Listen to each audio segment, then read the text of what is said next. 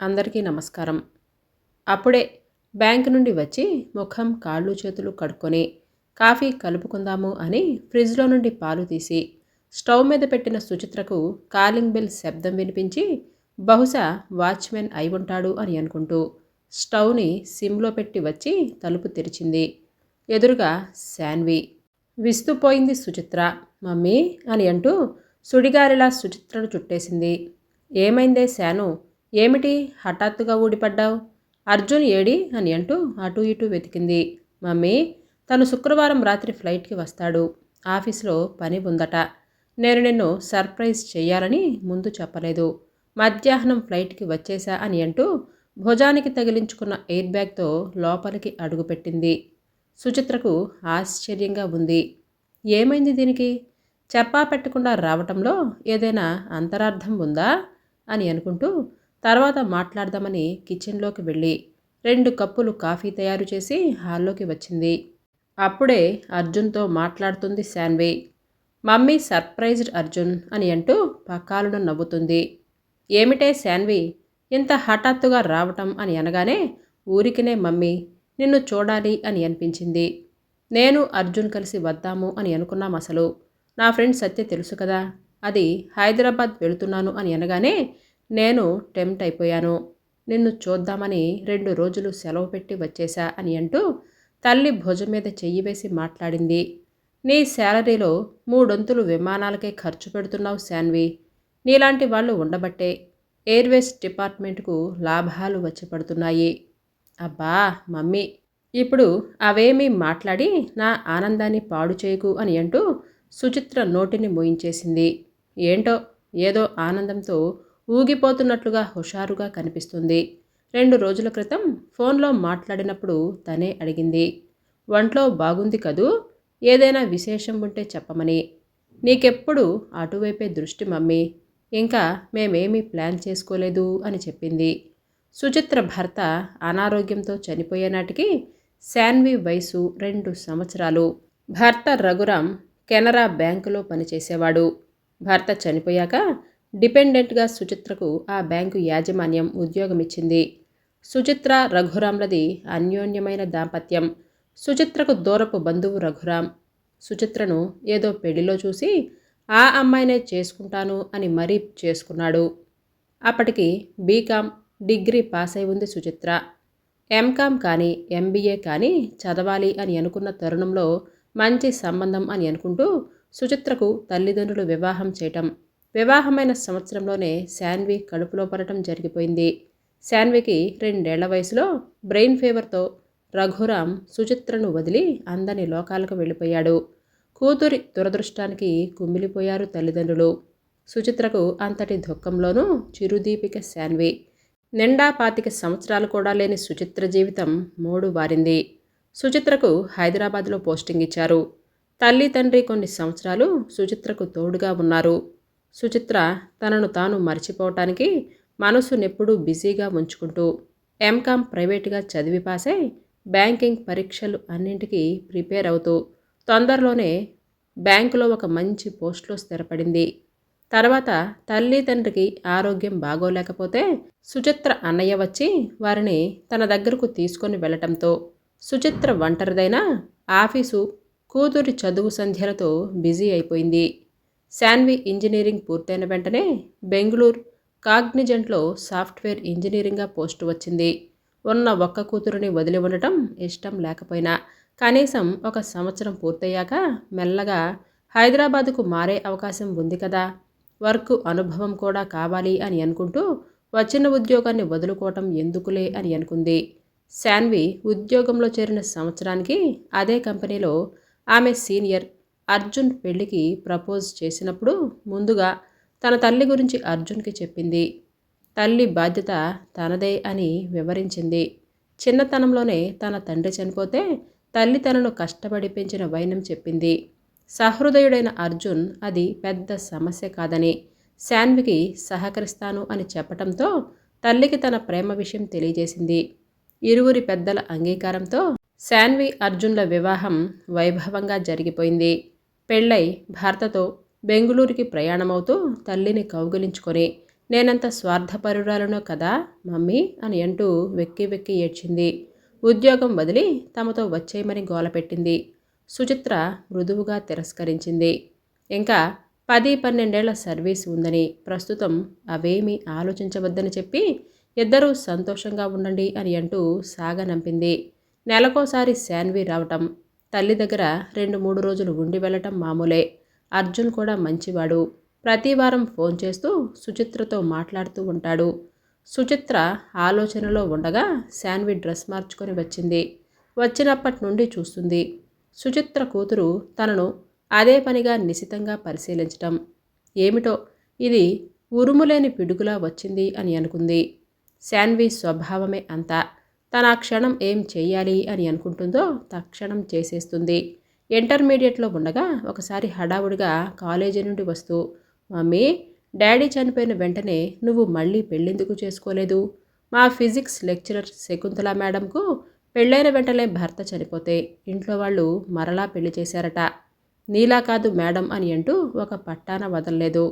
రఘురామ్తో తన దాంపత్య జీవితం చాలా స్వల్పకాలమైన అతనితో పెనవేసుకుపోయిన ఆ బంధపు ఛాయలు ఇంకా పచ్చిగానే ఉన్నాయి. ఎన్నో నిద్రపట్టని రాత్రులు రఘురామ్ను తలుచుకుంటూ అదే పనిగా దుఃఖించేది. శాన్వికి సుచిత్ర డల్గా ఉంటే నచ్చదు. తను గలగలా నవ్వుతూ తల్లిని నవ్వించేది. మమ్మీ, మొన్న షాపింగ్లో నా క్లాస్మేట్ మనల్ని చూసిందట. నీ పక్కన ఉన్నది మీ అక్క అని అడిగింది. నేను కాదు, మా మమ్మీ అంటే. నిజమా అని అంటూ భలే ఆశ్చర్యపోయింది తెలుసా. నిజమే. ఇద్దరూ చుడీదార్ డ్రెస్ వేసుకుని ఎక్కడికైనా వెళితే సుచిత్ర శాన్వికి తల్లి అని అనుకోరు. అంత అందంగా ఆకర్షణీయంగా ఉంటుంది సుచిత్ర. శాన్వి చెప్పినట్లుగా శుక్రవారం రాత్రి అర్జున్ కూడా వచ్చాడు. ఇల్లంతా ఒకటే సందడి. శనివారం మధ్యాహ్నం లంచ్ చేసి హాల్లో కూర్చున్నారు. శాన్వి అర్జున్ వైపు చూస్తూ సైగ చేసింది. అర్జున్ సరే అన్నట్లుగా తల ఊపాడు. శాన్వి తల్లి వైపు చూస్తూ మాట్లాడటం మొదలుపెట్టింది. మమ్మీ, నేను నీతో ఒక విషయం చెప్పాలి అని అనుకుంటున్నాను. నువ్వు పూర్తిగా వినేదాకా ఏమీ మాట్లాడకూడదు. ఏంటది శాను? చెప్తాను. నువ్వు నన్ను కోప్పడకూడదు మమ్మీ. ముందు పూర్తిగా విను. నువ్వు తిరిగి మ్యారేజ్ చేసుకోవాలి మమ్మీ. నీ అనుమతి తీసుకోకుండా మ్యాట్రిమోనీలో నీ ప్రొఫైల్ పెట్టాను. మా అమ్మకు జీవితంలో ఒక తోడు కావాలని, ఒక స్నేహితుడిగా, సహచరుడిగా ఆమెకు స్నేహ హస్తాన్ని అందిస్తూ పెళ్లి చేసుకుని ఆమెతో జీవితమంతా కలిసి ప్రయాణం చేయాలని. నిజమే, నిన్ను అడగకుండా నీ అభిప్రాయం తెలుసుకోకుండా పెద్ద ధైర్యమే చేశాను. Sorry mummy. ఈ లోపల వెంటనే అర్జున్ కలగజేసుకున్నాడు. ఆంటీ, మీకు తెలియదు, శాను ఆ మధ్య చాలాసార్లు మధ్యరాత్రిలో లేచి ఏడుస్తూ కూర్చునేది. నా స్వార్థం చూసుకొని పెళ్లి చేసుకొని నీ వెంట వచ్చేశాను అర్జు. పాపం మమ్మీ ఒక్కరితే ఒంటరిగా ఫ్లాట్లో ఉంటుంది. నేను ఆ దృశ్యాన్ని ఊహించుకుంటూ తట్టుకోలేకపోతున్నాను అని అంటూ బాధపడేది. నేను కూతురిగా మా మమ్మీకి ఏం చేశాను అని బాధపడుతుంది. మేమిద్దరం కలిసి బాగా ఆలోచించి తీసుకున్న నిర్ణయం ఆంటీ. అవును మమ్మీ, నీకింకా బోలెడంత జీవితం ఉంది. 50 సంవత్సరాలు కూడా లేవు. జీవితంలో ఏం అనుభవించావని ఇలా విరాగిడిలా ఉండిపోవాలి? ఇక ఆపండి ఇద్దరు. నాకు ఈ వయసులో పెళ్ళేంటి? ముఖం ఎర్రగా చేసుకుంటూ చిరాగ్గా అంది సుచిత్ర. ఏం మమ్మీ, పెళ్ళనేది కేవలం బయోలాజికల్ నీడ్స్కే కాదని, జీవితాంతం ఒకరికొకరు తోడుగా నీడగా నిలబడే ఒక ఆలంబనని నాకెన్నోసార్లు చెప్పేదానివి. భార్య భర్త మరణంతో చాలామంది చిన్న వయసులోనే ఒంటరైపోతున్నారు. ఉద్యోగాలు చేసే పిల్లలు ఇంటి పట్టున ఉండి వారిని జాగ్రత్తగా చూసుకోలేకపోతున్నారు. అలాంటప్పుడు నీలాంటి వ్యక్తులు జీవితంలో మళ్ళీ పెళ్లి చేసుకుని చక్కని జీవితాన్ని ప్రారంభిస్తే తప్పేమిటి? నాకు ఊహ వచ్చినప్పటి నుంచి నేను నిన్ను చూస్తున్నాను. నా కోసమే తప్పించిపోతూ అహర్నిశలు నా కోసమే కష్టపడ్డావు. నేనే నీకు పుట్టి ఉండకపోతే నువ్వు అలాగే ఉండిపోయేదానివా? తాతయ్య, అమ్మమ్మ, మామయ్య నీకు మరో వివాహం ఖచ్చితంగా చేసుండేవారు. నేను ఏమైపోతాను అనే కదా నీ సుఖాన్ని, జీవితాన్ని నా కోసం త్యాగం చేశావు. సుచిత్రకు కోపం వచ్చేస్తుంది. పెళ్ళయ్యాక మరి ఆరిందలా మాట్లాడుతుంది కూతురు. ఏం మమ్మీ, మాట్లాడవు? శాన్వి, చాలా పెద్ద మాటలు మాట్లాడుతున్నావు. సంతోషం త్యాగం అంటూ దీన్నెక్కడైనా త్యాగం అంటారా? అది నా బాధ్యత. కన్నతల్లిగా నా బాధ్యతని నెరవేర్చాను. నీకోసం నేను జీవితంలో అన్నీ వదులుకున్నాను అనే ఆలోచన కూడా లేదు నాకు. ఎవరి బిడ్డలను వారు పెంచుకోవటం త్యాగం కాదు శాను. అది తల్లిదండ్రుల కర్తవ్యం. నీకు పెళ్లి చేశాను. నీకు పుట్టబోయే పిల్లలను పెంచుతూ ఈ శేష జీవితాన్ని ఆనందంగా గడిపేయాలి అని అనుకుంటున్నాను. ఇకెంతటితో ఈ విషయం ఆపేయ్. లేదు మమ్మీ, పూర్తిగా విను.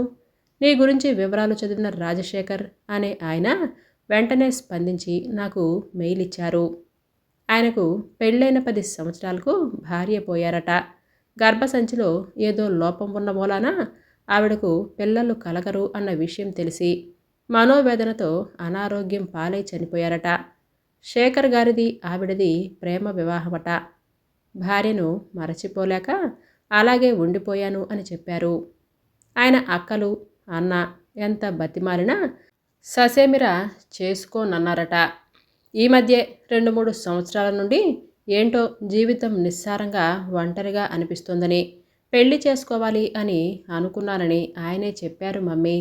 పెళ్ళనేది జీవితంలో ఒక తోడు కోసం, ఒక స్నేహ హస్తం కోసమని ఎంత హుందాగా మాట్లాడారో తెలుసా? సెంట్రల్ గవర్నమెంట్లో ఆఫీసర్గా పనిచేస్తున్నారు. 52 సంవత్సరాలట. మంచి ఆరోగ్యం, క్రమశిక్షణ ఉన్న వ్యక్తి. నీ పట్ల చాలా ఆసక్తిని వ్యక్తపరిచారు. ఇంతకు ముందు ఏవో 1-2 సంబంధాలు వచ్చినా ఏవి ఆయనకు అనుకూలంగా అనిపించలేదట. ఎరక్కపోయి సాలెగూడులో చిక్కుకునే బదులు పెళ్లికి దూరంగా ఉండటమే బెటర్ అని అనుకున్నారట. నీ ప్రొఫైల్ చదివి ఇంప్రెస్ అయ్యాను అని అన్నారు. ఇంకేమీ మాట్లాడకు మమ్మీ. ఆయన్ని కలిసి మనసు విప్పి మాట్లాడుకున్నాక నువ్వు ఇష్టపడితేనే నీ పూర్తి నిర్ణయం చెబుదువు గాని. రేపు ఆదివారం తాజ్ కృష్ణాలో లంచ్కి మనం ఆయన్ని కలుస్తున్నాం. జస్ట్ ఫ్రెండ్లీగా అని అంది శాన్వి. సుచిత్ర మౌనంగా తన బెడ్రూంలోకి వెళుతూ, ఓహో, శాన్వి హఠాత్తుగా రావటంలోని అంతరార్థం ఇదన్నమాట అని మనస్సులోనే అనుకుంది. సగం సక్సెస్ అని అనుకుంటూ బొటన వేళ్లు ఎత్తి చూపించుకున్నారు శాన్వి అర్జున్లు. అనుకున్నట్లుగానే ముగ్గురు కారులో తాజ్ కృష్ణాకి బయలుదేరారు. డ్రైవింగ్ సీట్లో అర్జున్, అతని పక్కనే శాన్వి కూర్చున్నారు. వెనక సీట్లో సుచిత్ర మౌనంగా కూర్చుంది. Light green colour Uppada cotton చీర, కలంకారీ బ్లౌజ్లో సుచిత్ర చాలా సింపుల్గా అందంగా ఉంది. శాన్వి హుషారులుగా కబుర్లు చెబుతున్నా సుచిత్ర మాత్రం గంభీరంగా ఉంది. హోటల్ లాంజ్లో వీరి కోసమే ఎదురు చూస్తూ నేను పలానా చోట ఉన్నాను అని అంటూ శాన్వికి మెసేజ్ చేశారు రాజశేఖర్. కేవలం ఫోటోలో చూడటమే కాకుండా ఆ తర్వాత ఎన్నో వీడియో కాల్స్ చేస్తూ ఆయనతో మాట్లాడారు శాన్వి అర్జున్లు. శాన్వి ఆయన్ని గుర్తుపట్టి విష్ చేస్తూ సుచిత్రను ఆయనకు పరిచయం చేసింది. శాన్వి అర్జున్లు ఆయనతో చాలా చనువుగా ఫ్రీగా మాట్లాడుతున్నారు. చాలా బాగా తెలుసున్న వ్యక్తిలా ఆయన కూడా వారిద్దరితో అంత చనువుగాను మాట్లాడేస్తున్నారు. నిజానికి సుచిత్ర ప్రొఫైల్ నచ్చింది అని అనగానే శాన్వి శేఖర్ గారితో ప్రతిరోజు మాట్లాడుతూనే ఉంది. శాన్వి అర్జున్ అదే హోటల్లో జరుగుతున్న ఏదో ఆర్ట్ ఎగ్జిబిషన్ చూసి 1 గంటలో వస్తాము అని చెప్పి వారిద్దరికీ మాట్లాడుకోవటానికి అవకాశం ఇచ్చి వెళ్ళిపోయారు. శాన్వి చెప్పినట్లే ఆరోగ్యంగా హుందాగా ఉన్నారు శేఖర్ గారు. సుచిత్రను చూసిన శేఖర్ గారు ఎంత అందంగా సింపుల్గా ఉందో ఈవిడ అని అనుకున్నారు. ఇద్దరు చాలా విషయాలు ఫ్రీగా ఓపెన్గా మాట్లాడుకున్నారు.